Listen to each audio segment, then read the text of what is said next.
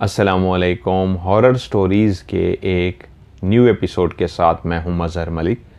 Thank you so much and love you so much आप सबके प्यार भरे फीडबैक का। स्टोरी के शुरू में और आखिर में आपसे रिक्वेस्ट करता हूं कि कहानी को लाइक किया करें, दोस्तों के साथ शेयर किया करें।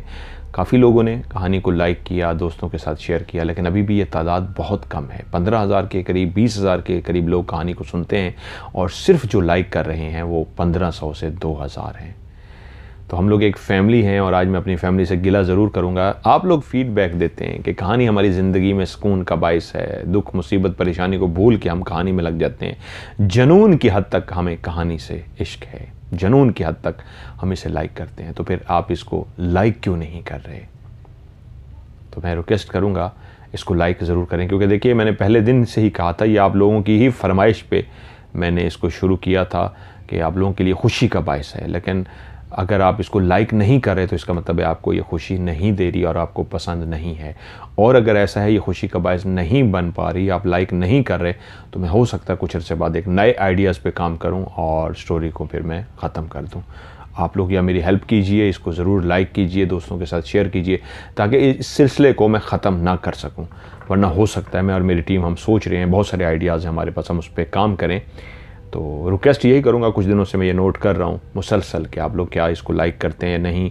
और ये सिलसिला मुझे कुछ अरसे तक नज़र आया कि इस तरह लाइक प्रॉपर लोग नहीं कर रहे, तो फिर मैं एक नए आइडिया पे काम करूँगा, स्टोरी को ख़त्म कर दूँगा। अब ये आप लोगों पे है, आप लोगों को पसंद है तो इसको लाइक कीजिए ताकि ये सिलसिला चलता रहे। और आप चाहते हैं नहीं लाइक करना चाहते, कि आप लाइक नहीं करते इसको, तो फिर मैं यही समझूँगा कि आप चाहते हैं इसको बंद कर दें, तो फिर मैं शायद इसको बंद कर दूँ। आज की कहानी जो मैं सुनाने जा रहा हूँ ये मुझे इंडिया से सालिम ने भेजी है और इनके सिटी का नाम है कन्हा। इंडिया कन्हा से ये गांव है, वो कहते हैं। इसकी तारीख ये है इस गांव की, यहाँ पे एक बहुत बड़ा जंगल है, यहाँ पे जानवर भी पाए जाते हैं। और जो कहानी सालिम कहते हैं मैं आपको सुनाने जा रहा हूँ, ये 50-60 साल पुरानी है, हो सकता है इससे ज़्यादा भी हो, लेकिन गांव वाले यही बताते हैं। वहीं पे एक छोटा सा गांव जो तकरीबन 50-60 साल पहले मौजूद था, आज वो बढ़ते बढ़ते काफ़ी बड़ा गांव हो चुका है। पहले जब जंगलों में इस तरह के गांव होते थे तो वहाँ पे गिनती के लोग रहते थे, अगर घर होते थे तो बहुत कम होते थे। अब तो वो बहुत बड़े हो चुके हैं। इंसान की पहुंच हर जगह पे हो गई है, रास्ते इंसान ने बना लिए हैं आने जाने के लिए। वो दुश्वारियां जो अबूर करके लोग अपने घरों तक पहुंचते थे वो बहुत आसानियों में बदल गई हैं। जैसे कि इस गांव की मैं कहानी सुनाने जा रहा हूं, यहाँ पे लोग एक जगह से दूसरी जगह आने के लिए पैदल सफ़र करते थे। और अगर कोई बहुत ज़्यादा किसी के पास सवारी का एहतमाम था तो वो गधा होता था। गधे के ऊपर ही अपने सामान को लाद के लाते और गधे के ऊपर ही वो सवारी करते थे। क्योंकि जो गांव जिसकी ये कहानी है, ये बिल्कुल वहाँ पे एक छोटा सा पहाड़ है इस तरह का कि उसके ऊपर दरख्त भी लगे हुए हैं। प्रॉपर पहाड़ नहीं, लेकिन पहाड़ की तरह उसके अंदर गारे हैं, लेकिन छुपे हुए हैं, लेकिन वो ख़तरनाक हैं, लोग उस तरफ नहीं जाते। उसको बिल्कुल नीचे एक पहाड़ी सिलसिला ऊपर था, उसके बिल्कुल नीचे एक छोटा सा गाँव, हरा भरा गांव, ऐसा गांव जहां पे दरख्त ही दरख्त हैं, हरियाली ही हरियाली है। इस गांव के रहने वाले लोग बहुत ही सादा से थे, सादगी के साथ अपना गुजर बसर कर रहे थे। वहीं जहां पे एक छोटा सा गांव था, वहीं कुछ ही फासले के पास एक दरख्तों के बीचों बीच दरख्तों को काट के एक बहुत बड़ी हवेली बनाई गई थी। आज भी वो हवेली मौजूद है। आज भी उस हवेली के जो वारिस हैं उसी तरह चक्कर लगाते हैं जैसे पहले वो कभी कभी उस हवेली में रहने के लिए आते थे। ये हवेली इस तरह की बनी हुई है कि जंगल के बिल्कुल बीचों बीच दरख्तों को इस अंदाज में गोलाई के अंदर काट के एक बहुत बड़ा खुला मैदान बना दिया गया और उस मैदान पे एक बहुत बड़ी हवेली तामीर की गई। ये हवेली वक्त के साथ रेनोवेट होती रही, वक्त के साथ बड़ी होती गई, आज तो बहुत शानदार हवेली है। लेकिन जिस वक्त की ये कहानी है उस वक्त भी इस गांव, इस इलाके के हवाले से देखा जाए तो यही सबसे उस वक्त की शानदार हवेली थी। इस हवेली के अंदर रहता कोई भी नहीं था सिवाय मुलाजमों के जो इस हवेली का ख्याल रखते, लेकिन हवेली के मालिक या उनके बच्चे जब भी आते तो एक मुलाजमों की फ़ौज होती उनकी खिदमत करने के लिए, वो अक्सर शिकार पर आते थे। कुछ दिन रहते, शिकार खेलते और उसके बाद शहर वापस चले जाते। एक छोटा सा गांव जहां जैसे ही सुबह का आगाज होता पूरा गांव जाग जाता, क्योंकि इनकी गुजर बसर खेती बाड़ी थी। वहीं पे सूरज की रोशनी ही इनके लिए काम काज, दिन का आगाज और तमाम चीज़ें उसी रोशनी को फॉलो करते हुए करते थे, क्योंकि उनके पास लाइट नहीं थी। दिए जलाते थे या शायद किसी गांव के बंदे के पास लालटेन होता था। एक दूसरे का बहुत ज़्यादा ख्याल रखते, मोहब्बत से रहते, कोई दुश्मनी नहीं थी, कोई लड़ाई नहीं थी। हिफाजत के लिए इनका सबसे बड़ा हथियार कुल्हाड़ी होती थी। ये गरीब लोग थे और रात को अगर कहीं इनको जाना पड़ता था तो अपने साथ इस तरह का एक उस वक्त जो बनाया जाता था, शमा बनाई जाती थी, आग जलाकर उस आग को हाथ में पकड़ के ये आगे चलते थे कि रोशनी भी उस आग की वजह से इनको नज़र आती रहे, रास्ता भी देखते रहें और जानवरों से भी बचा जा सके। लेकिन ऐसा पॉसिबल उस वक्त होता था जब करीब कहीं जाना हो, जब दूर कहीं लंबा सफ़र करना होता था। फिर ये शमा जो एक लकड़ी के ऊपर कपड़ा सा इस तरह का बांध दिया जाता, उसके ऊपर मिट्टी का तेल या उस वक्त जो भी वो करते थे लगा दिया जाती। जब उसको आग लगाई जाती तो वो काफ़ी देर तक जलता रहता। लेकिन जब आपने दूर कहीं जाना होता था तब वो आग ज़्यादा देर तक कायम नहीं रह सकती थी।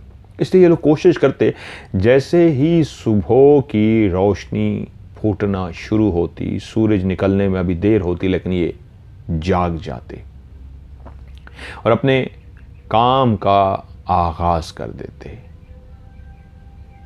जैसे ही सूरज गरूब होने लगता, अंधेरा छाने लगता, ये अपने अपने घरों को पहुंच जाते।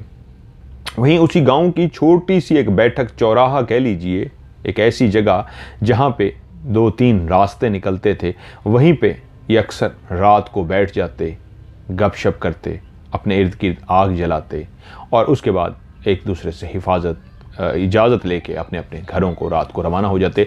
7 बजे तक ये लोग सो जाते थे, बहुत लेट तो 8 बजे तक। सब कुछ उस गांव में सुकून के साथ गुजर रहा था कि वहीं पे पहला वाकया, एक नौजवान जो किसी काम से अपने दूसरे गांव एक दोस्त को मिलने चला गया। वो जब दोस्त के पास गया तो घर वालों को बता के गया कि मैं फलां दिन वापस आ जाऊंगा। और उन दिनों में जो बात बताई जाती थी उस पर अमल इसलिए करना होता था वरना घर वाले परेशान हो जाएंगे। अगर आप कह रहे हैं मैं कल वापस आ जाऊंगा तो आपको हर सूरत कल वापस आना होता था। उसकी वजह यह है कि अगर आपको कोई मजबूरी बन गई या नहीं आ सके तो पीछे वाले परेशान हो जाएंगे, कोई खुदा न खास्ता कोई हादसा तो पेश नहीं आ गया। वो भी अपने घर वालों को कह के कि मैं 2 दिन के बाद फलां तारीख को घर आ जाऊंगा। घर वालों ने उसको इजाज़त दे दी, वो चला गया। जानते थे पहले भी उस तरह आता जाता रहता है, रिश्तेदार भी थे वहाँ पे, दोस्त भी थे। वो अपने दोस्तों के पास पहुँच गया, रिश्तेदारों से मिला, घर वालों ने उसको काफ़ी सामान दे के भेजा था। वो सामान उसने वहाँ पे पहुँचाया, खाने पीने का सामान होता था जो एक दूसरे को तोहफे तहाइफ के तौर पे दिया जाता था। सामान उसको दिया, उसने वहाँ पे पहुँचाया,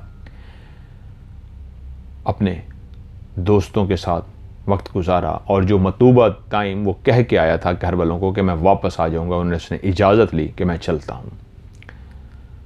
दोस्तों ने, रिश्तेदारों ने कहा कि अब ना जाओ, थोड़ा सा लेट हो चुके हो, तुम्हें कम से कम 2 घंटे पहले निकल जाना चाहिए था। अगर जाना भी था तो अब लेट हो रही है, आज रात ना जाओ, तुम्हें रास्ते में रात हो सकती है। उसने कहा अगर मैं ना गया तो मेरे घर वाले बहुत शदीद परेशान हो जाएंगे, मुझे हर सूरत निकलना होगा। घड़ियां तो थी नहीं कि कोई टाइम का अंदाज़ा हो सकता, बस बातों में ऐसा मशगूल हुआ कि 1-2 घंटे लेट हो गया। एक अंदाज़ा लगाते थे वो लोग। घड़ियां उन लोगों के पास नहीं थी, वैसे तो थी, ये चीज़ें आ चुकी थी सब कुछ, क्योंकि गांव के गरीब लोग थे, बहुत कम इस तरह की टार्च चीज़ें उनके पास नहीं थी। वो वहाँ से रवाना हो गया। घर वाले इंतज़ार में थे कि आज वो पहुँच जाएगा। रात हो गई और वो टाइम हो गया जिस समय उसको पहुँच जाना चाहिए था। इंतज़ार करते करते काफ़ी देर होती जा रही थी, टाइम बढ़ता जा रहा था, वो अभी तक नहीं आया था और घर वाले परेशान थे कि ऐसा हो नहीं सकता, उसने कहा हो और आया ना हो। जब रात के तकरीबन 11-12 अंदाजे के हिसाब से हो गए, घर वाले सारे परेशान हो गए कि खुदा खैर करे, क्या हुआ है।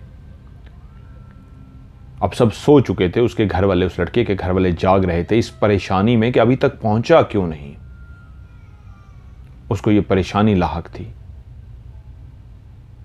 कि तब उनमें से एक बंदे ने कहा, क्या मैं जाकर देख आऊं। उन्होंने कहा, इस वक्त रात को जंगल में आप कैसे जाओगे, कैसे देखोगे। वो इतना अपनी बातों का पाबंद है कि कभी ऐसा नहीं हुआ उसने कहा हो और वो ना आया हो, वो जरूर आ जाता है। तो अब फिर परेशानी थी, क्या करें।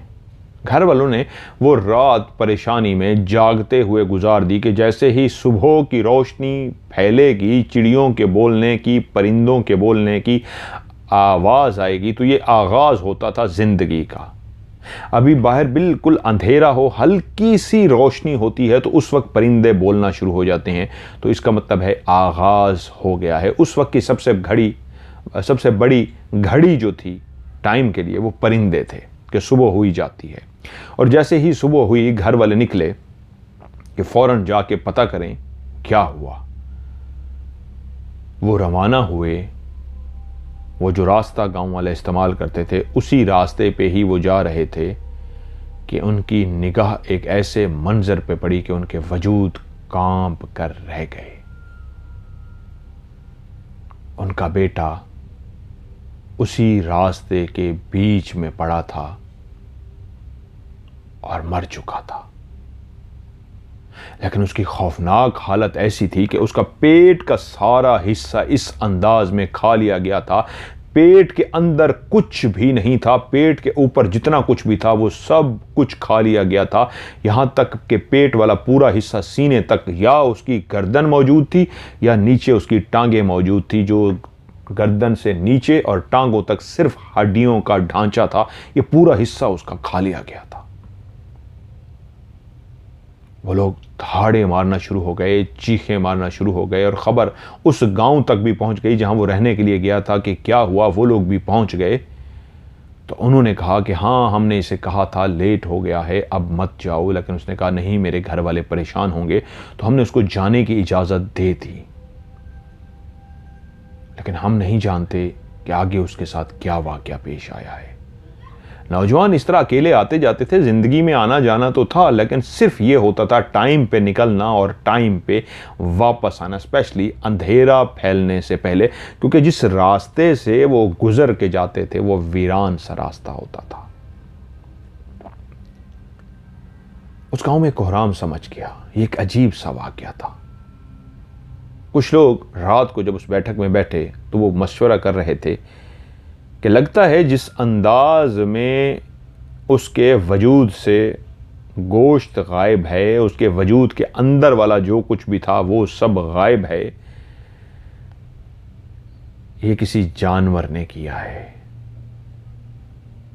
उनमें से एक दो ऐसे भी थे जो इस बात को मानने को तैयार नहीं थे, लेकिन कुछ बुजुर्ग बजिद थे कि नहीं, ये काम किसी जानवर का है, वो लेट हो गया था और उसको इतनी लेट नहीं आना चाहिए था। वो फिर भी रवाना हुआ और उसका आमना सामना जानवर से हो गया।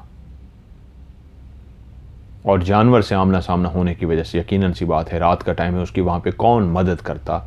तो जानवर ने उस पर हमला कर दिया। वो एक थे, वो दो था, वो कितने जानवर थे कोई नहीं जानता, लेकिन जिस अंदाज में सिर्फ ढांचा पड़ा है उसकी हड्डियों का, या टांगें पड़ी हैं, टांगों पे भी जगह जगह पे गोश्त मौजूद था, लेकिन इस अंदाज में था जैसे खाया गया। वो बहुत कम टांगें प्रॉपर मौजूद थी, कम खाया गया था। ये सीना और अंदर वाला हिस्सा सारा गायब था। कमर के नीचे थोड़ा सा गोश्त मौजूद था। अब सब परेशान थे। जंगल में रहते हुए इस तरह के वाक़यात कभी कभी होते थे, बहुत कम होते थे, लेकिन ये एक वाक़या हो चुका था। वो सब बहुत परेशान हो गए। मौत का गम भुलाने में टाइम तो लगता है, गांव वालों को भुलाने में कुछ टाइम लगा, लेकिन ज़िंदगी फिर रवां दमा हो गई। ज़िंदगी रुकती ही कहाँ है। वक्त गुजरता गया कि फिर एक रात उसी तरह गांव की वो महफिल सजी। वहाँ जहाँ पे बैठते थे सारे, बातें करते थे, वहीं पे सारे बैठे। और जब टाइम हुआ तो उन्होंने कहा हम अपने अपने घरों को चलते हैं। तरीका ये होता था कि जब शाम होती थी सब अपने घरों में पहुंच जाते थे। वहाँ पे पहले वो खाना खाते, खाना खाने के बाद उस छोटा सा ही तो गांव था, उसी से बाहर निकलते और बाहर आके सारे बैठ जाते। हुक्का टाइप की चीज़, जिस तरह लोग हर दौर में, ये तो हुक्का हमारे यहाँ एक स्पेशल हुक्का ना, इस तरह की वो कहते हैं कि वो हर दौर में जंगल में भी हों, तो हुक्का तो नहीं प्रॉपर, इसी तरह की चीज़ जो वो इंजॉयमेंट के लिए इस्तेमाल करते थे, वो चलता। और वो लोग आपस में गपशप करते, बैठते, कुछ देर बैठते, और जब कहते जी टाइम हो गया बस उठते हैं, फिर वो उठते और अपने अपने घरों को चले जाते। उस शाम भी ऐसा ही हुआ। वो सारे आके खाना वगैरह खा के आके बैठे, गपशप की और अपने अपने घरों को चले गए। अब सब गांव वाले तकरीबन लेट चुके थे सोने के लिए। बिजली तो थी नहीं, दियों को बुझा दिया गया था। अब हर घर के अंदर अंधेरा था। एक खौफ ये भी होता था कि रोशनी को देख के जानवर कहीं इस तरफ ना आ जाए, तो इसलिए वो रोशनी को बुझा देते थे। उनके जो दरो दीवार बने हुए थे वो कच्चे से बने होते थे, डबल मंजिला नहीं होते थे, बिल्कुल सिंगल स्टोरी ये घर होते थे, यानी कि कच्चे कमरे होते थे। कच्चे कमरे, और आगे बाकायदा ये दरवाज़ा लगाते आने जाने के लिए, ताकि रात को जानवर ना आ सके। कोई बहुत ऊंची दीवारें नहीं होती थी, लेकिन इतनी सिर्फ ऊंची दीवारें बनाते कि जानवर ऊपर से छलांग लगा के ना आ सके। उस रात कुछ गर्मी सी थी। उन्हीं का एक गांव का घर जहां पे सब सोने के लिए लेट गए, और उन्हीं का एक नौजवान लड़का जो ऊपर छत पे सोने के लिए चला गया। अपनी चटाई, एक जो ऊपर पड़ी होती थी चटाई, वो बनाते थे खजूर के पत्तों की, जिस तरह चटाई बनती थी इस तरह की उनकी चटाइयां बनी होती थी, तो ऊपर बिछाते थे। सब सो गए और वो ऊपर छत पे जाकर सो गया। रात, अंधेरा, खामोशी, दूर कहीं किसी जानवर के बोलने की आवाज़, कहीं कोई मेंढक के बोलने की आवाज़, कहीं कहीं से झींगर के बोलने की आवाज़। पत्ते बिल्कुल खामोश, परिंदे अपने घोंसलों में सो रहे हैं। वहीं हर घर के अंदर इंसान भी गहरी नींद में सो रहे थे। कोई भी नहीं जानता था कि आज फिर इस गांव के अंदर वो वाक़या होने जा रहा है जो किसी के वहमो गुमान में भी नहीं था। वो सब गहरी नींद सो रहे थे कि एक छत के ऊपर जो नौजवान अपने नीचे चटाई बिछाकर सो रहा था, बेखबर कि आज उसकी ज़िंदगी की आखिरी रात है। रात की खामोशी हर तरफ फैली हुई थी, बिल्कुल सन्नाटा था। उसी सन्नाटे के अंदर फिर से उस मकान की छत पे जहां वो नौजवान सो रहा था, वैसा ही कुछ होने जा रहा था जो जंगल में हुआ था। नीचे किसी को कोई आवाज़ नहीं आ रही थी कि ऊपर सोए हुए के साथ क्या हो रहा है। हाँ, उसके गले से एक खरखराहट की आवाज़ आ रही थी।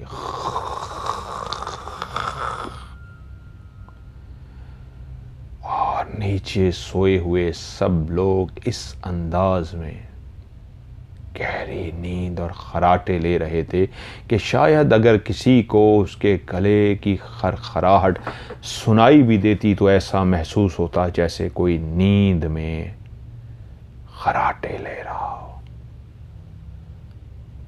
लेकिन हकीकत में वो खराटे नहीं ले रहा था। वो अपनी ज़िंदगी जो इख्तिताम होने जा रही थी, ज़िंदगी की वो आखिरी सांसें जो बड़ी तकलीफ़ से उसके गले से निकलने जा रही थी, तो आवाज़ उस खरखरे की जैसे किसी बकरे को ज़िबा किया जाता है, किसी जानवर को ज़िबा किया जाता है, तो आखिरी लम्हे जब वो तड़पते हुए उसके खरखरे से, उसके गले से जो कट चुका होता है, जैसी आवाज़ आती है, ऐसी एक आवाज़ उसके गले से आ रही थी, जो थोड़ी ही देर आवाज़ आती रही और खामोशी छा गई। एक ऐसी खामोशी कि वो सारी उम्र के लिए गहरी नींद सो चुका था, अपने उन गांव वालों से नाता तोड़ चुका था। सुबह हुई, चिड़ियों ने चहचहाना शुरू कर दिया। चिड़ियां बोलना शुरू हो चुकी थीं। सूरज अभी निकलने में देर थी, घर वाले उठना शुरू हो गए।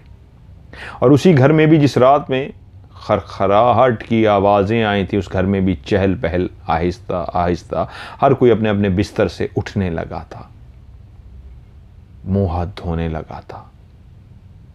कुछ ही देर में चूल्हा जल जाना था, उस पे रोटियां पकाई जानी थी, नाश्ते का एहतमाम होना था, और घर वाले जब उठ जाते तो सब ने बैठ के नाश्ता करना था। तो वहीं पे अब आहिस्ता आहिस्ता हलचल हो रही थी, और जिन्होंने नाश्ता बनाना था वो मुंह हाथ धो के अपनी उस चूल्हे के पास बैठ चुके थे कि सब आहिस्ता आहिस्ता घर के फर्द जमा हो रहे थे उस छोटे से कच्चे से किचन की तरफ। जो किचन क्या था, मट्टी का एक चूल्हा बनाया जाता था, और उस चूल्हे के इर्द गिर्द एक ऐसा एरिया बनाया जाता था, थोड़ा सा ऊंचा होता था, वहीं पे वो लोग बैठ जाते और नाश्ता करते थे। सारे नाश्ता के लिए आहिस्ता आहिस्ता आके बैठ गए थे। जूं जूं रोटियां पकती जा रही थीं, उनको तकसीम करते जा रहे थे। पकाने वाली खातून आगे बांटती जा रही थी कि अभी तक वो नहीं आया था जो सुबह, जो रात को छत पे सोया था। तो माँ ने कहा उसका नाम लेके, कहाँ है वो? अभी तक शायद उठा नहीं, जाओ उसको ऊपर से उठा के लाओ।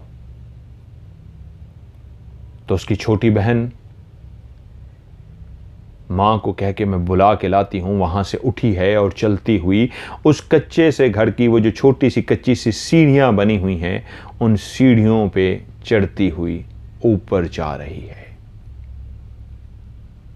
और जब ऊपर पहुंचती है तो उसके मुंह से एक जोरदार चीख निकलती है, ऐसी खौफनाक, ऐसी भयानक चीख के नीचे बैठे हुए जितने भी लोग हैं वो कांप उठते हैं कि खुदा खैर करे।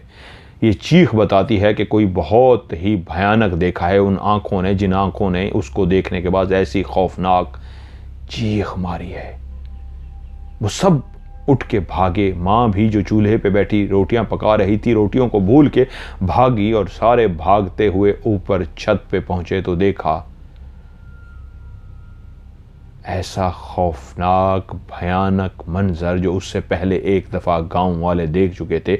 उस नौजवान के साथ जंगल में जो वाक़या पेश आया था, सेम ही वैसा वाक़या इस घर में हो चुका था।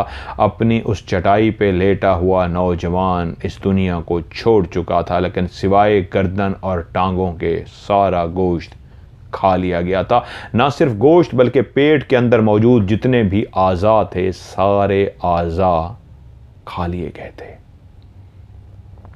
उस घर में कोहराम समझ गया, एक शदीद किस्म का खौफ और शदीद किस्म का कोहराम। फिर से गांव वाले थे ही कितने, 10-15 घर, 20 घर जितने भी थे, वो सारे जमा हो गए उस घर के अंदर। और जो कोई आके उस छत पे उस मंजर को देखता तो किसी में हिम्मत ना होती कि उसको नीचे उतार सके। माँ बेहोश हो चुकी थी, घर वालों का बुरा हाल था, बुजुर्ग भी आए, उन्होंने भी ये मंजर देखा तो सब खौफनाक मंजर देख के परेशान थे। अब बुजुर्ग की वो बात किसी किसी को याद आ रही थी कि कोई जानवर है जो इस तरह का काम कर रहा है। उसके उस वजूद को जो गर्दन मौजूद थी और कहीं पे हड्डियों का सिर्फ पेट वाली जगह पे ढांचा, पसलियां और टांगें उसको पकड़ के नीचे लाया गया। अब एक घर के अंदर जहां मातम बिछ चुका था, वहीं पे सब सर जोड़े सोच रहे थे ये क्या हुआ है। इससे पहले भी ऐसा गांव में हो चुका है, जंगल में शायद जानवर ने कुछ ऐसा कर दिया था, अब तो घर की छत पे ऐसा हो गया है।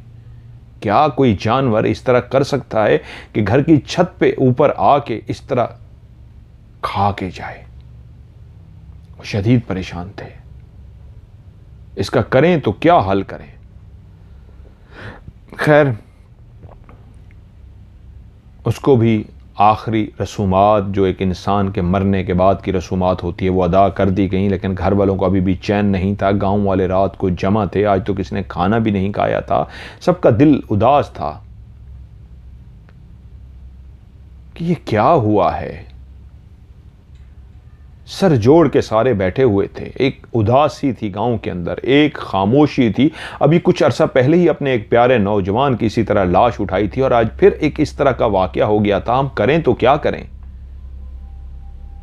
काफ़ी सोचो विचार के बाद सिर्फ अभी यही फैसला किया गया, देखते हैं क्या करना है, सोचते हैं, इस पे टाइम लगेगा, एकदम हम कैसे फैसला करें। लेकिन तमाम लोग चौकन्ना रहेंगे, तमाम लोग अलर्ट रहेंगे। अब हर कोई अपने अपने घरों को रात को सोने से पहले दरवाज़ों को चेक करके सोएगा, कमरों के अंदर सोएं, छत के अंदर कोई, छत के ऊपर कोई भी ना सोए, सहन के अंदर भी कोई भी ना सोए, दरवाज़ों को बंद करके सोएं। जितनी भी एहतियात कर सकते हैं एहतियात करें और कोशिश करें रात को कोई ना कोई जागने की कोशिश करें। आंख खुले तो अपने इर्द गिर्द देख लिया करें।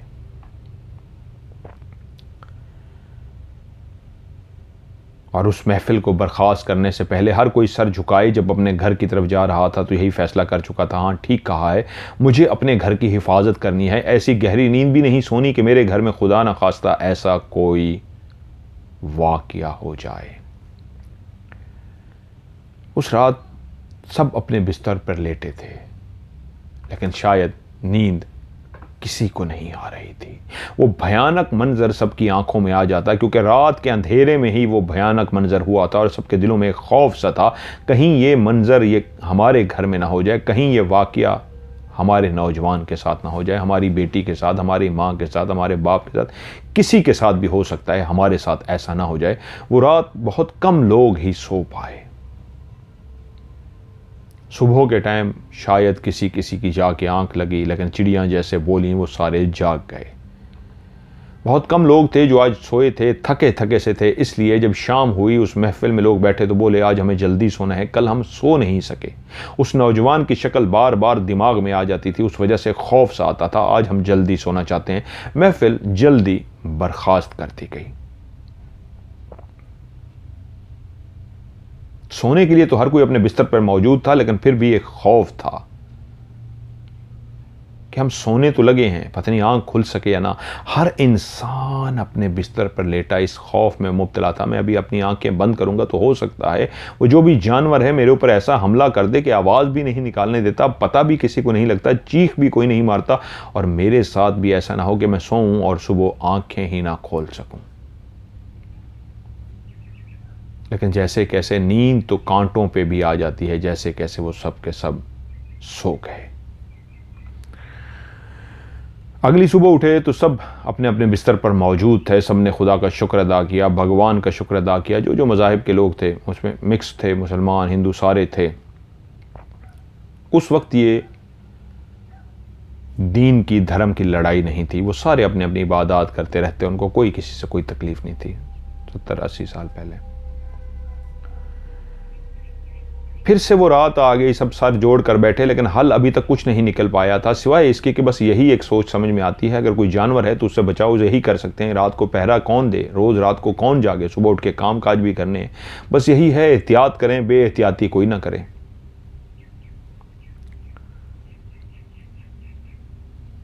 अब वो एहतियात भी करते, रात को सो भी जाते। वक्त गुजर रहा था, लेकिन शुक्र है अभी तक कोई और वाकया नहीं आया था। तकरीबन 2 महीने सुकून से गुजर गए। 2 महीने तक कोई भी वाकया नहीं हुआ। लेकिन इन 2 महीनों में जितने भी गांव वाले थे तकरीबन एहतियात सब ने की थी, लेकिन अब आहिस्ता आहिस्ता खौफ ख़त्म होता जा रहा था।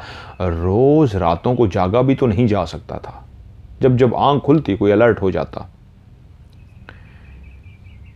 तकरीबन ये कोई 2.5 महीने हो चुके थे कि अब खौफ कम था और सारे बुजुर्ग भी कह चुके थे लगता है अब वाकया नहीं होगा, जो भी है अब ऐसा नहीं होगा। वहीं पे सारे अपने अपने कमरों में आज भी सोने के लिए लेट गए, लेकिन उस वक्त कभी पंखा तो होता नहीं था। कमरे इस अंदाज में बनाए जाते, रोशनदान रखे जाते, इस तरह के रोशनी भी आए और वहीं से वेंटिलेशन भी हो, हवा भी आए। अगर किसी के घर में पंखा होता था उस वक्त में तो उसको कहते थे एक मोटा सा कपड़ा ऊपर छत पे इस अंदाज में बांधा जाता था कि उसके नीचे एक रस्सा होता था, उस रस्से को पकड़ के खींचा जाता था तो वो पंखा ऊपर से ऐसे हिलता था। वो पंखा उसको कहते थे, वो कपड़ा होता था, वो कपड़ा ऐसे हिलता था तो हवा देता था। उस वक्त का सिर्फ यही एक पंखा कहलाता था, वो भी किसी किसी के घर में था। लोग सादा से थे, ये पंखा भी नहीं रखते थे।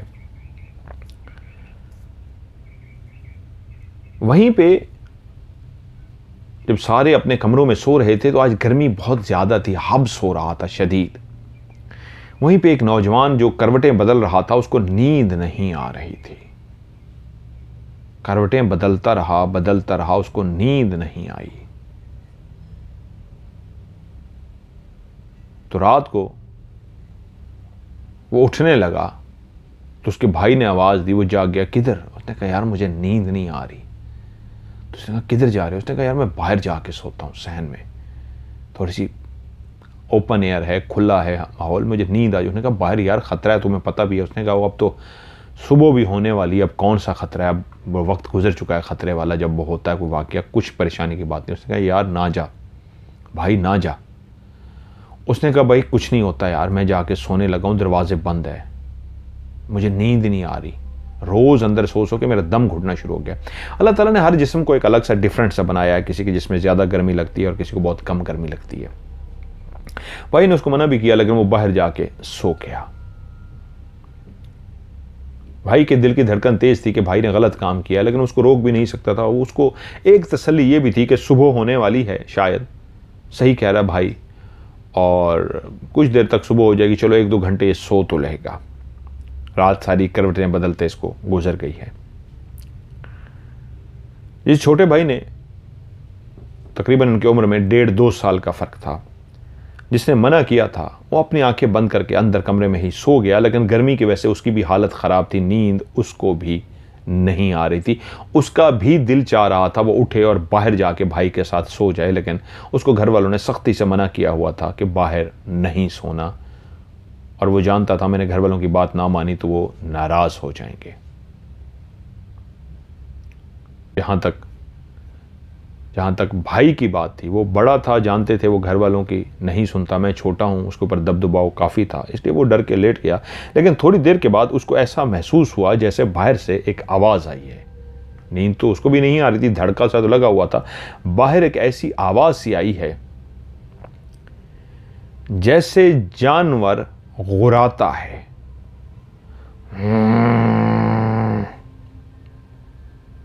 जैसे कोई जानवर के गुर्राने की आवाज़ आती है। तो एकदम से हड़बड़ा गया कि ये क्या हुआ है, ये तो कोई आवाज़ सुनी है मैंने, क्लियर बाहर से आवाज़ आई है। भाई जब उठ के बाहर गया था, छोटे भाई को क्या गया था, दरवाज़ा बंद कर लो। बाहर घुप अंधेरा था। वो भाई को जैसे छोटे भाई को आवाज़ आई, वो अपने बिस्तर से उठा और उसने दरवाज़ा खोल के बाहर झांकने की कोशिश की तो 2 क्लियर लाल सुर्ख किस्म की आंखें उसको नजर आई। घुप अंधेरे के अंदर भी चमकती हुई लाल सुर्ख आंखें उसने क्लियर देख ली। जहां पे उसका भाई लेटा था उसी के ऊपर झुकी हुई थी, और जैसे उसने दरवाजे को हाथ लगा के खोला तो दरवाज़ा खुलने की एक आवाज़ सी आई। तो वो जो भी थी जानवर था, क्या था जो उसके भाई पे शदीद झुका हुआ था, क्या कर रहा था कि उसने मुड़ के ऐसे गर्दन को मोड़ा तो उसकी लाल सुर्ख जैसे ही उसने आंखें देखी, उसके मुंह से एक जोरदार चीख निकल गई। और जैसे ही उसके मुंह से एक जोरदार चीख निकल गई, उसकी चीख सुन के घर वाले भी उठ गए, जाग गए। क्या हुआ क्या हुआ? वो लड़का बेहोश हो चुका था। ऐसी खौफनाक चीज़ को देख के सारे उठ गए और भागे, जला लिए गए, दियों को जला दिया गया, रोशनी पैदा कर दी गई थी। अभी तक अंधेरा था, सुबह तो नहीं हुई थी। और दिए जला के जब बाहर देखा गया तो देखा उनके बेटा का वही हाल हो चुका है जो 2.5 महीने पहले छत पे सोए लड़के का हाल हुआ था। वो उनका बेटा भी दुनिया को छोड़ चुका था। उसके वजूद से भी वो सब कुछ गायब था जो पहले होता आ रहा था। 2 वाक़यात ऐसे पहले हो चुके थे। छोटा बेटा चीख मार के बेहोश हो गया था, घर के अंदर कोहराम मच गया। फिर गांव के अंदर रात को ही सब गांव वाले जाग गए। एक गांव के अंदर जहां सब तरफ घुप अंधेरा था, अब दिए जल चुके थे, रोशनियां हो चुकी थी, कि फिर गांव के एक नौजवान की जान ले ली गई थी और उसके जिस्म से सारा सीने के अंदर का मटीरियल और सीने के ऊपर वाला सारा गोश्त खा लिया गया था। वहां पे शदीद एक रोना धोना शुरू हो गया और कुछ लोग घर के फर्द और बाहर गांव के भी वहाँ उस घर के अंदर दाखिल हो गए थे। लोग कुल्हाड़ियाँ लेके आ गए थे, काफ़ी लोगों के हाथों में डंडे थे और लोगों ने उसी तरह जो रोशनी पैदा करने के लिए शमे जलाते थे, कपड़े के आगे आग लगा के कि जानवर फिर शायद रात के टाइम आया है, चीख की आवाज़ आई है, तो वो रोशनियाँ करने के लिए वही आग लगा के हाथों में आग पकड़े हुए आ गए थे। लेकिन जो भी जानवर था जिसने जो कुछ करना था वो करके जा चुका था। छोटे बेटे को मुश्किलों से होश में लाया गया और जब उसको होश में लाया गया और उससे पूछा गया तो वो शदीद खौफजदा था। उसने कहा मैंने जो आखिरी मंजर देखा मैं उसको देख नहीं सका, वो क्या चीज़ थी, क्या जानवर था, लेकिन उसकी आंखें लाल सुर्ख थी, बहुत बड़ी बड़ी, ऐसे जैसे उनमें से आग निकल रही हो, आग के शोले निकल रहे हो। मैंने ऐसी आंखें देखी थी खौफनाक, और उसके बाद फिर मैं बेहोश हो गया खौफ के मारे। और जब उसको बताया गया कि तुम्हारा भाई भी अब इस दुनिया में नहीं रहा, तो वो और उसको दुख और तकलीफ में गिशी के दौरे पड़ने लगे। उस नौजवान को भी वो लोग रसूमात अदा करके मरने वाले को इस दुनिया से रुखसत करके सर जोड़ के बैठ गए। अब क्या करें, अब बर्दाश्त से बाहर हो गया था। 3 नौजवानों की हो जितनी भी अमवात रही थी, नौजवानों की अमवात हो रही थी, किसी बूढ़े औरत की नहीं हो रही थी, सिर्फ नौजवान लड़कों की हो रही थी। सब सर जोड़ के बैठ गए कि करें तो क्या करें, किस अंदाज में करें। तो वहीं पे किसी ने कहा हम सबको इकट्ठे होके हवेली चलना चाहिए, हवेली से मदद लेनी चाहिए। उन्होंने कहा हाँ, हमारे पास तो हथियार नहीं है। वो लोग शिकार खेलते होते हैं, उनके पास हथियार हैं, उनसे मदद के लिए चलते हैं। वो लोग सारे जमा हुए, हवेली पहुंच गए तो हवेली के मुलाजमों ने बताया कि हवेली में तो अभी कोई भी नहीं है। हाँ, वो आते होते हैं शिकार के लिए, आने वाले हैं, लेकिन अभी आए नहीं हैं। तो उन्होंने कहा हमें उनसे मिलना है। उन्होंने कहा ठीक है, जैसे ही वो पहुंचेंगे आपको इतला कर दी जाएगी, आप आ जाइएगा। वो लोग वापस आ गए। अब मुसलसल कड़ा पहरा देने लगे, घरों से बाहर कोई नहीं निकलता था, लेकिन जागते थे। अब सबको खौफ के मारे नींद नहीं आती थी। अब शदीद सारे खौफजदा थे। वक्त गुजरता रहा, पहरा देते रहे, खौफ में मुब्तला रहे, नींद बहुत कम आती थी। दिनों को सारे ऊँग रहे होते क्योंकि रात को उनको नींद प्रॉपर नहीं आई होती थी कि उनको पैगाम पहुंचा दिया गया कि आ जाइए। वो सारे नौजवान भी बूढ़े भी जमा होके हवेली पहुंचे तो पता लगा हवेली के जो मालिक हैं वो नहीं, उनके बेटे और उनके कुछ दोस्त आए हुए हैं। उनका एक बेटा बहुत ही खूबसूरत और उनके साथ 3 और उनके दोस्त पहुंचे हुए थे। वो सारे हैरान हुए। उन्होंने कहा, मुलाजमों ने बताया कि आपसे कुछ लोग मिलने के लिए आए थे, वाले साहब तो आए नहीं, तो आप मौजूद हैं तो आपसे मिलना चाह रहे हैं। उन्होंने कहा हाँ बुलाओ। सबको बुला लिया गया, अंदर सारे आके बैठ गए उस बड़ी सी हवेली में। उसने पूछा क्या हुआ है, तो उसके वो जो दोस्त थे 3 उसके साथ शहर से आए हुए थे, वो भी वहीं आ गए। उन्होंने पूछा हम आ जाए। उसने कहा हाँ हाँ आके बैठो। वो सारे आके बैठ गए और बात होने लगी कि क्या हुआ है। तो उन्होंने सारा वाकया सुनाया कि हम गांव वालों के पास हथियार तो नहीं है सिवाय कुल्हाड़ी के, और हमारे 3 बच्चों की इस तरह जानें जा चुकी हैं। कोई जानवर है, क्या है, हमें यही अंदाज़ा है कि कोई खूनख्वार जानवर है। टाइगर यहाँ पे बहुत पाया जाता है, उसी में से कोई टाइगर है, चीता है जो इस तरह कर रहा है, हमें मदद चाहिए। वो जो 3 नौजवान उसके साथ आए थे वो भी शिकार के लिए आए हुए थे। वो एक दूसरे की तरफ देख के बोले, उनमें से एक नौजवान बोल पड़ा, ये जितनी भी मौत हुई है सारे नौजवान लड़के थे? तो गांव वाले ने कहा जी सब के सब नौजवान लड़के हैं। तो ये जो 3 लड़के आए थे उनमें से एक ने कहा, अपने दोस्त को मुखातिब किया जो उस हवेली का मालिक का बेटा था, कि हम तैयार हैं, हम इनकी मदद करने को तैयार हैं। तो उस हवेली का जो बेटा था, मालिक का बेटा, नाम उन्होंने नहीं बताया, मैं इसका फर्जी नाम यहाँ पे रिहान रख लेता हूँ। नहीं, रिहान तो उस वक्त, चले रिहान ही मेरे मुंह में अभी आया। तो रिहान जो उस हवेली का मालिक का बेटा था बोला, ठीक है, हम आज तो नहीं कल आपके गांव में आएंगे और वहीं पे बाकी बात करेंगे। वो लोग इजाज़त लेके चले गए। रिहान अपने दोस्तों से मुखातिब हुआ, क्या करना चाहिए? तो एक दोस्त जो डरपोक था, शिकार के लिए तो आया था, वो बोला यार मैं तो नहीं जाऊंगा।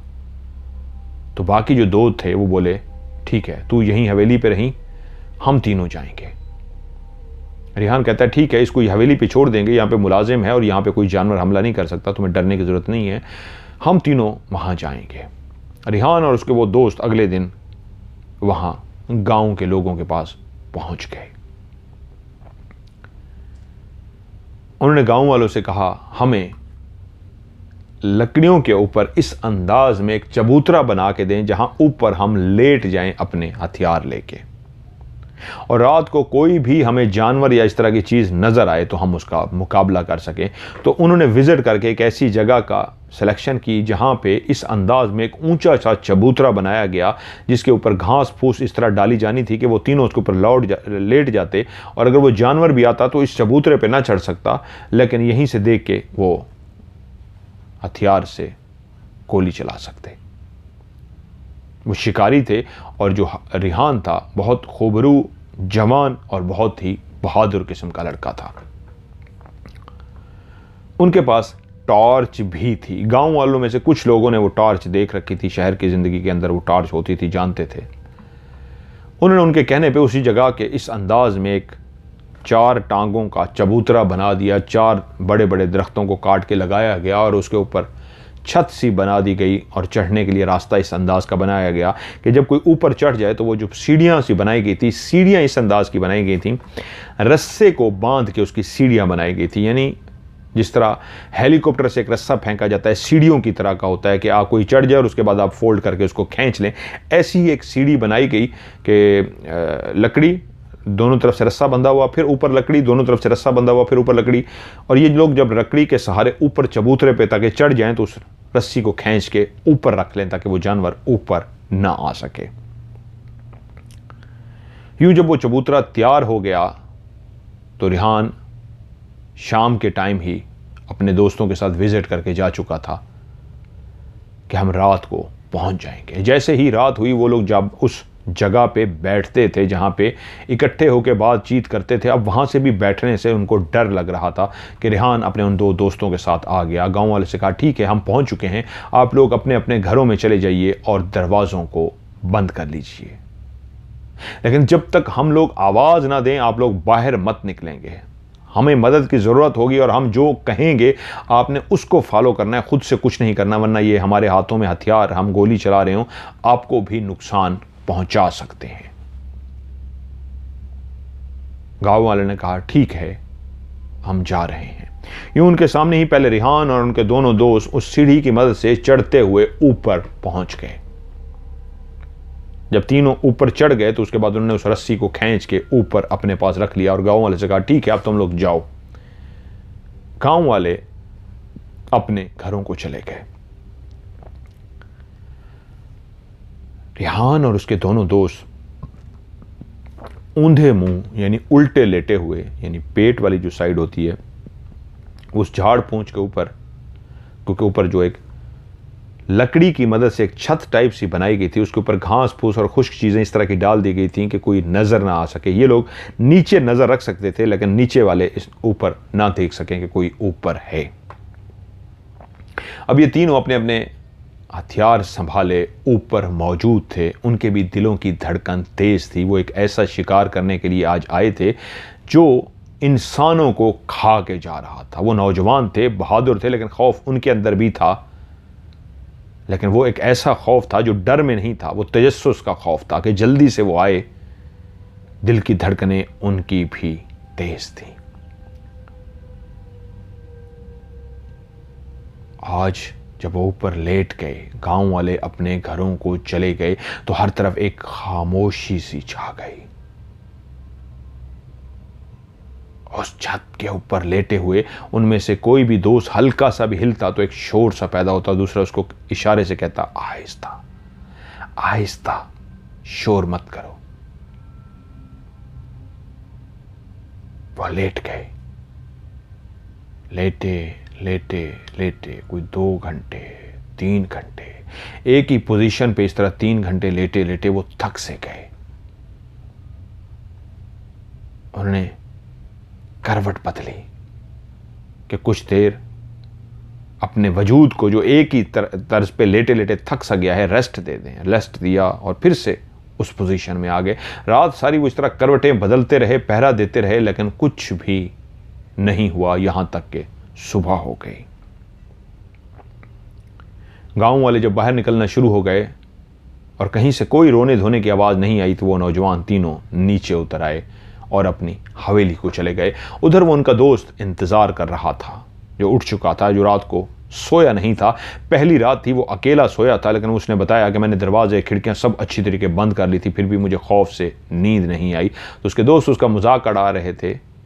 मजाक इसलिए उड़ा रहे थे कि तुम शिकार करने आए थे और जब शिकार का टाइम आया तो तुम डर गए। यार, तुम कैसे शिकारी हो। सारा दिन उन्होंने घर पे गुजारा और जब रात का टाइम आया, फिर से वो अपने उस दोस्त को वहीं पे छोड़ के वो तीनों नौजवान चलते हुए गांव पहुंचे। गांव के लोग इंतजार कर रहे थे। जैसे ही वो पहुंचे और वो चढ़ के ऊपर चले गए, सीढ़ी खींच के ऊपर कर ली, तो गांव वाले खुदा हाफिज करके चले गए। रात सारी फिर से वो एक्टिव होके पहरा देते रहे, लेकिन आज रात भी कुछ नहीं हुआ। तीसरी रात, चौथी रात, 5वीं रात, छठी रात, कुछ भी नहीं हुआ था। तो आज छठी रात जब ऊपर लेटे हुए थे तो आपस में बातें कर रहे थे। उठ के अब बैठ भी जाते थे कि जो भी जानवर है बहुत अलर्ट है, और ये हम कैसे सोच रहे हैं कि वो हर रोज आएगा, या हम कैसे सोच सकते हैं वो हफ्ते बाद ही आ जाएगा, हम कैसे सोच सकते हैं हो सकता है वो 2 महीने बाद आए। छठी रात उन्होंने आपस में मशवरा करते हुए गुजार दी, और जब सुबह हुई नीचे उतरे तो गांव वाले से पूछा कि ये जो वाकयात हुए हैं इनके बीच में कितना गैप है। तो गांव वालों ने बताया कम से कम 2-2.5 महीने का गैप है। तो वो समझ गए कि इतनी जल्दी तो जानवर नहीं आने लगा। हम 6 रातें पहरा दे चुके हैं लेकिन अभी कुछ नहीं हुआ। गांव वाले से बोले तुम लोग एक्टिव रहना, कमरों से घरों से बाहर मत निकलना, हमसे जो हो सका हम तुम्हारी मदद करेंगे। खैर अगली रात वो फिर से आए, लेकिन आज उनको पता था कि हम आ तो गए हैं गांव वालों की मदद करने के लिए, लेकिन आज होगा कुछ नहीं, और ऐसा ही हुआ कुछ भी नहीं। तो तब रिहान ने अपने दोस्तों से कहा मैं एक मशवरा देना चाहता हूं। यहां पे तो हम रात को पहरा देते हैं, हमें ऐसे क्यों ना करना चाहिए कि जो जंगल है, हमें जंगल की तरफ भी जाके जानवर को ढूंढना चाहिए। जो भी इस तरह का जानवर है, खूंखार है, वो हमारे सामने आएगा, वो जरूर हम पे हमला करने की कोशिश करेगा, और हमें इकट्ठे रहना होगा, कमर से कमर मिला के रहना होगा। जैसे कहीं कोई जानवर नजर आए उस पर गोली चलानी होगी। तो क्यों ना बजाय यहां पे रात को इस तरह जाग जाग के और दिन को सो के हम वक्त गुजार रहे हैं, हम दिन को ही जंगल की तरफ चला करें। तो दोस्त बोले हाँ ये अच्छा आइडिया है। यूं अब वो जंगल को चले जाते।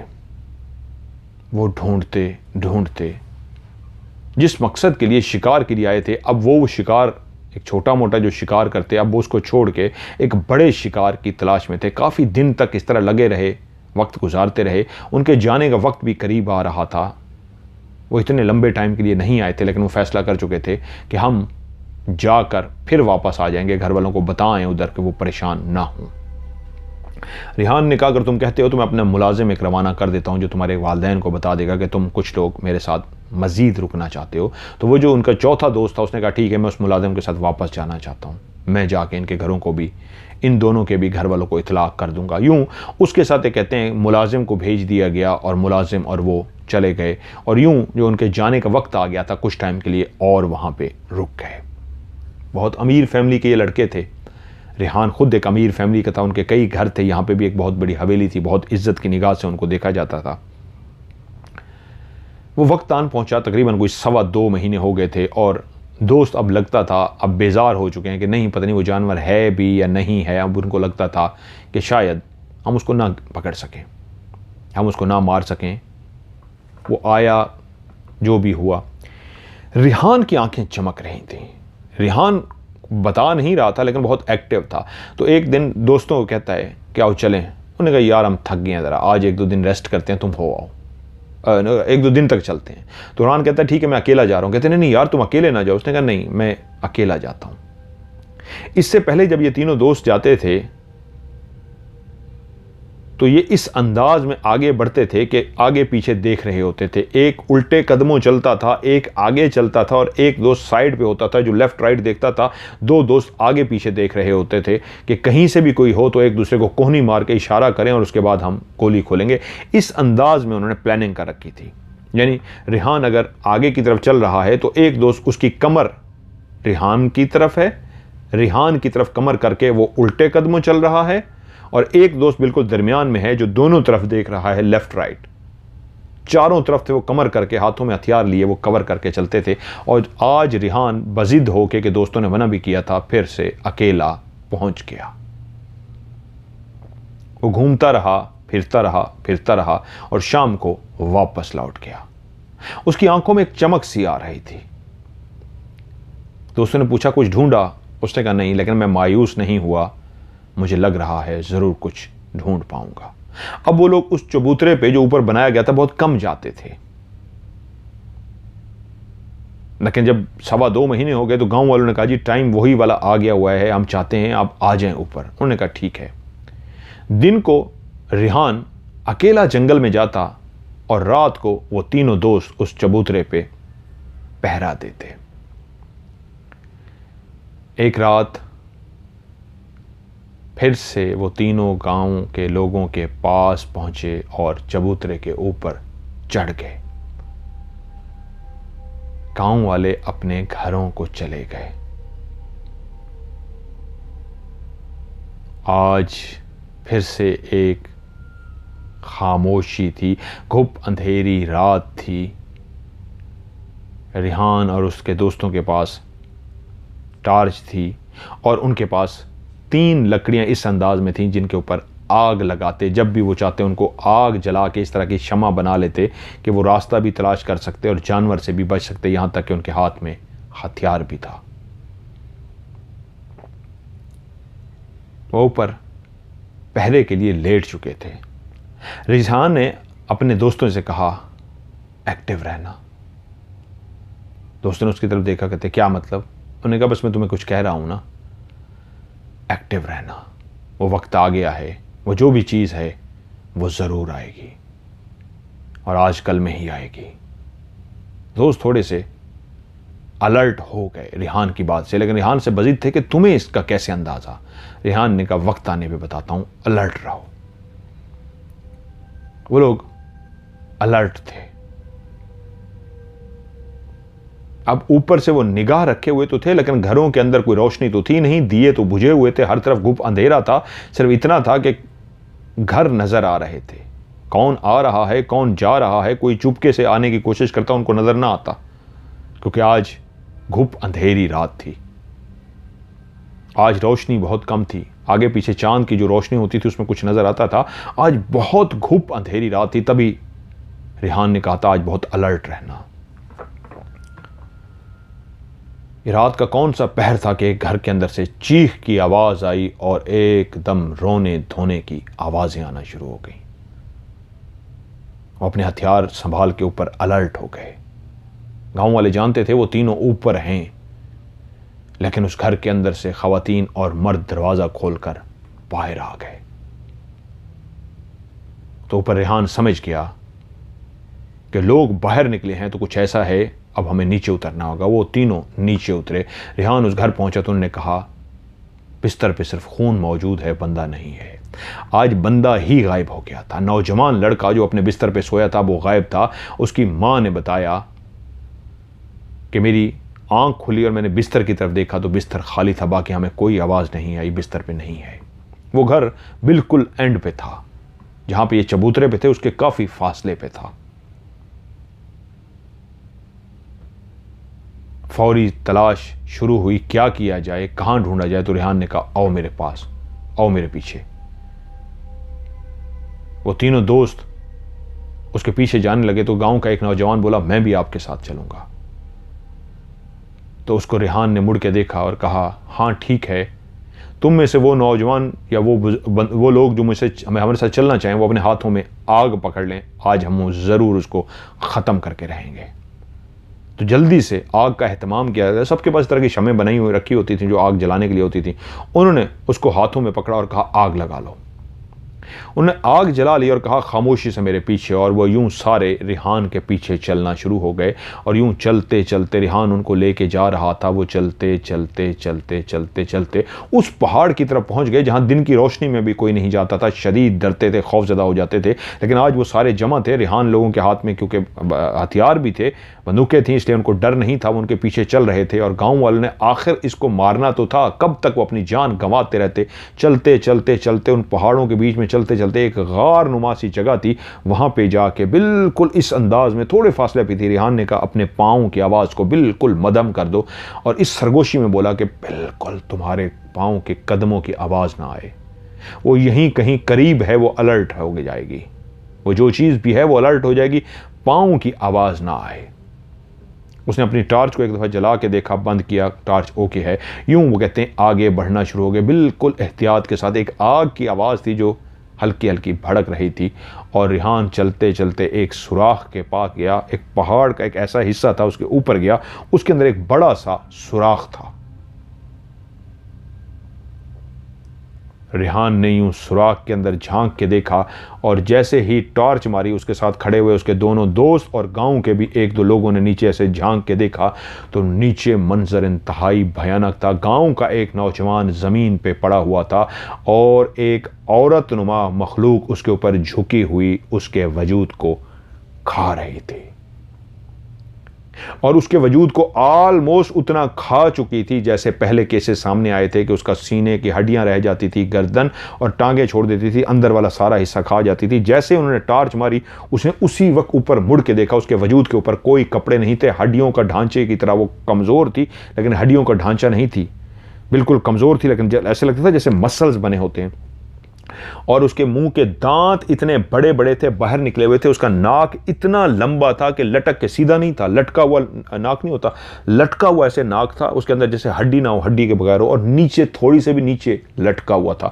और उसका मुंह का जो हिस्सा था आगे उभरा हुआ था, क्लियर उभरा हुआ था, जैसे हमारे मुंह नॉर्मल है, उसका बहुत गोल सा मुंह उभरा हुआ था। और उसके ऊपर सबसे बड़ी चीज उसका नाक था जो नीचे की तरफ थोड़ी से भी नीचे लटका हुआ था, जैसे उसमें हड्डी ना हो। जैसे बच्चे इस तरह की कैप पहनते हैं कि वो लटक रही होती है कोई चीज़, ऐसे इसका नाक लटका हुआ था। और जो उसके दांत थे इतने बड़े बड़े थे, ऊपर वाले और नीचे वाले, जैसे शिकंजा होता है दांतों का शिकंजा होता है। सर पे कोई उसके बाल नहीं था, उसके नाखून इतने बड़े बड़े थे, और उसकी आंखें लाल सुर्ख थीं, ऐसी लाल सुर्ख जैसे उसमें से आग निकल रही हो। और जैसे ही टॉर्च की रोशनी उस पर पड़ी, उसने मुड़ के देखा तो उसके मुंह से एक आवाज निकली जैसे कोई जानवर की आवाज होती है, इस अंदाज में। और उसने ऊपर की तरफ देखा तो वो सारे कांप गए। वो बहुत ही भयानक खौफनाक एक औरत की तरह की चीज थी। औरत नहीं थी, औरत की तरह की थी। उसके जिस्म के आज़ा बिल्कुल औरत की तरह के थे, लेकिन कपड़ों के बगैर। उसी वक्त रेहान के साथ जो दोस्त थे, रेहान ने जैसे टॉर्च मारी, उन्होंने अपने हाथ अपनी बंदूकें पकड़ी हुई थी, उसी वक्त उन्होंने निशाना लिया और गोली चला दी। लेकिन जैसे ही गोली चलाई गई, हैरत की बात यह थी उसको गोलियां लगने के बावजूद उसको कोई फर्क नहीं पड़ा था। उसको 2-3 गोलियां लग गई थी, लेकिन उसको कोई भी फर्क नहीं पड़ा था। वो वहीं बैठी खाएं खाएं करके ऊपर देखी जा रही थी। और तभी रेहान के मुंह से निकला, उसने हाथ के अंदर जो शमा पकड़ी हुई थी आग वाली, वो फौरन शमा उसके ऊपर डाल दी। वो शमा उसके ऊपर गिरने की देर थी, उसके वजूद को ऐसे आग लग गई जैसे उसका वजूद मिट्टी के तेल से बना हो, पेट्रोल से बना हो। और फौरन रिहान ने कहा जितनी हाथ में ये शमे हैं डाल दो इसके ऊपर। उसके पूरे, रिहान ने जो शमा फेंकी थी उससे पूरे वजूद को आग नहीं लगी थी, एक हिस्से को इस अंदाज में आग लगी जैसे पेट्रोल सा हो। और यूं उन गांव वालों ने खड़े होकर कहते हैं सारी शमें उसके ऊपर डाल दी, और देखते ही देखते शमें इस अंदाज में उसके ऊपर गिरी कि उसके वजूद के ऊपर आग लगनी शुरू हो गई। वो बड़े बड़े नाखनों वाली अजीबो गरीब एक औरत नुमा सी चीज उन्हीं की आंखों के सामने जिस वक्त उसको आग लग गई और वो चीखना शुरू हो गई, आवाजें उसके मुंह से कैसी थी, अजीब सी गड़गड़ाहट की आवाजें थी। और वो इस अंदाज में चल रही थी जैसे बंदर चलता है, 2 टांगों और 1 हाथों पे। वो सीधी खड़ी नहीं हुई थी, वो हाथों और पंजों की मदद से ऐसे चल रही थी, लेकिन आग उसको ऐसी लगी हुई थी, आग को बुझाने की कोशिश कर रही थी, उसकी आग नहीं बुझ रही थी। और देखते ही देखते कुछ ही देर में उसका वजूद वहीं पे जल के राख हो गया। अब सब रिहान की तरफ देख रहे थे। रिहान ने कहा नहीं, यहीं रुकना होगा, सुबह तक का इंतजार करना होगा, अभी हम नीचे नहीं उतरेंगे। और जब सुबह हो गई तो उन्होंने देखा जिस सुराख के ऊपर अब वो खड़े हैं रोशनी आ चुकी है, तो उस सुराख के अंदर से रोशनियां 1-2 जगहों से और भी कहीं से सुराख थे जिससे पता लगता था रोशनियां अंदर आ रही हैं। उसने कहा सूरज निकलने का इंतजार करो, कहां से रास्ता है जहां से दाखिल होती है। सूरज निकला तो 2 जगहों से उनको नजर आया कि अंदर रोशनी आ रही है। वो सारे घूमना शुरू हो गए उन पत्थरों पे, वो उन पहाड़ों पे कभी नहीं आए थे। घूमते हुए उन सिरों को उन्होंने ढूंढ लिया जो बिल्कुल इस अंदाज में थे जहां से कोई आसानी से, तंग रास्ता था लेकिन अंदर घुस सकता था। और वहीं पे रिहान और उसके दोस्त अंदर घुसे, और जब अंदर घुसे तो अंदर कुछ ढांचे पड़े हुए थे, इंसान के ढांचे, जैसे लगता था उनको भी खाने के बाद यहीं फेंक दिया गया हो। खाने के बाद वहीं पे फेंकने की वजह से उनके ढांचे पड़े थे। और वो नौजवान जिसको रात उठाया गया था, जिसके घर में चीखो पुकार हुई थी, उसका वो वही हाल वो कर चुकी थी, मर वो भी चुका था, उसकी गर्दन और टांगे मौजूद थी, अंदर वाला सारा हिस्सा खा लिया गया था। लेकिन वो भला, वो औरत नुमा चीज जिसके दांत अजीब से थे, गंज सा था, और उसके कान वो कहते हैं इतने लंबे से थे, इंसानों की तरह कान नहीं थे, उसके कान बिल्कुल अजीब से थे, जानवर के जैसे कान होते हैं, अजीब से कान से, लेकिन नाक उसका बहुत लंबा सा था। लेकिन जब वो पहुंचे और उसको घसीट के वो ऊपर ले आए थे तब तक वो जल चुकी थी। उसका वजूद ऐसे काला स्याह होके अकड़ सा गया था जैसे कोयला बन जाता है, जैसे लकड़ी को आग लगाते हैं और आग बुझा दी जाए, लकड़ी काली स्याह कोयला बन जाता है, ऐसे उसका वजूद कोयला बन गया था। तब उन्होंने उसको गौर से देखा, उसके वजूद के ऊपर इस तरह आज़ा लगे हुए थे जैसे औरत के आज़ा होते हैं। वो एक औरत ही थी, लेकिन वो औरत नहीं थी, औरत की तरह की कोई मखलूक थी। उसका मुंह अजीब सा था, लंबा सा उसका मुंह, पतला सा मुंह, और आगे से अजीब सा गोल था, इस अंदाज में जैसे किसी को ऊपर गोल मास्क सा रख दिया जाए, ऐसे गोल सा उसका मास्क था। आंखों के गिर्द गढ़ों की तरह आंखें थी, लाल सुर्ख, बड़ी बड़ी उसकी आंखें लाल सुर्ख थी, और नाक उसका आंखों के बीच से शुरू होता था, जहां पे इंसान का नाक है इससे भी थोड़ा सा ऊंची जगह से शुरू होता था और लटकता हुआ नीचे थोड़ी तक आता था जिसमें हड्डी नहीं थी। और उसके जो दांत थे, होंठ बिल्कुल ना होने के बराबर, होंठ थे ही नहीं, जैसे होंठ हो ही ना, और उसके जो दांत थे दोनों बहुत बड़े बड़े से थे, और उस तरह कुब निकला होता है इंसान का, ऐसे कुब की तरह की थी। और वो जो रात चली थी हाथों और पाँव के साथ वो चल रही थी जैसे मंकी, बंदर चलता है, लेकिन वो वहीं जल गई थी। गांव वालों ने अपने उस प्यारे की लाश तो वहीं से उठा ली, लेकिन एक सुख का सांस लिए लिया कि एक और जिंदगी को गंवा के, जहां एक और जिंदगी को गंवाने का दुख था, वहीं ये सुख का सांस लिया था कि वो जो भी चीज़ थी नहीं पता लग सका था वो क्या थी क्या नहीं, क्योंकि उस वक्त उसका फौरी तौर पे मारना ही ज़रूरी था। उस वक्त लेबॉर्ट्रियाँ या साइंस या कैमरे एक्सपेरिमेंट तो नहीं थे वो करते, लेकिन वो ज़रूर उस वक्त होता तो ज़रूर शायद वो टीवी पे हाईलाइट हो जाती, वो कैमरों में आती, वो क्या चीज़ थी, इन औरत नुमा वो क्या मखलूक थी जो पहली दफ़ा देखी गई थी। उससे पहले ऐसी मखलूक किसी ने नहीं देखी थी, लेकिन उसको जला दिया गया था। और उसके ढांचे को, जब वो जले हुए ढांचे को बाहर लेके आए थे तो मज़ीद उस पर आग लगा के उसको बिल्कुल ख़त्म कर दिया गया था। और कहते हैं गांव के अंदर ही गड्ढा खोद के, जंगल में जड़ा खोद के उसको दफना दिया गया था। लेकिन उसके बाद उस गांव में दोबारा से कभी कोई वाक़या नहीं हुआ। आज भी उस गांव में टाइगर हैं, लेकिन कोई भी टाइगर इस अंदाज में नहीं खाता। टाइगर टांग खा सकता है, बाजू खा सकता है, मार सकता है, लेकिन वो जिस अंदाज में खाती थी आज तक ऐसा वाक़या नहीं हुआ था। लेकिन उसके बाद बहुत सारे हादसात हुए, टाइगर ने इंसान पे हमला भी किया, मार भी दिया, लेकिन उस अंदाज का हमला कभी भी दोबारा नहीं हुआ। आज भी हमारे कहते हैं जो उन्होंने सिटी बनाया था, बताया था क्या सिटी था, कन्हा सिटी, सालम ने ये कहानी भेजी है। वहाँ पे आज भी टाइगर बहुत ज़्यादा पाए जाते हैं, लेकिन ये हमारे गांव का एक सबसे खौफनाक वाक़या है जो लोगों को आज भी बहुत ज़्यादा याद है। ये थी स्टोरी। आप भी स्टोरी भेजिए, इंशाल्लाह मैं आपकी स्टोरी को प्रोग्राम का हिस्सा बनाऊंगा। और उसके भेजने के लिए मेरा जो नंबर है +92 313 6655500। मैं रिपीट करता हूँ, +92 313 6655500। इस पर आप अपनी कहानी भेजिए, इंशाल्लाह आपकी कहानी को मैं प्रोग्राम का हिस्सा बनाऊंगा। आज की स्टोरी से मज़हर मलिक को दीजिए इजाज़त। अपना ढेर सारा ख्याल रखिएगा। खुदा हाफिज़।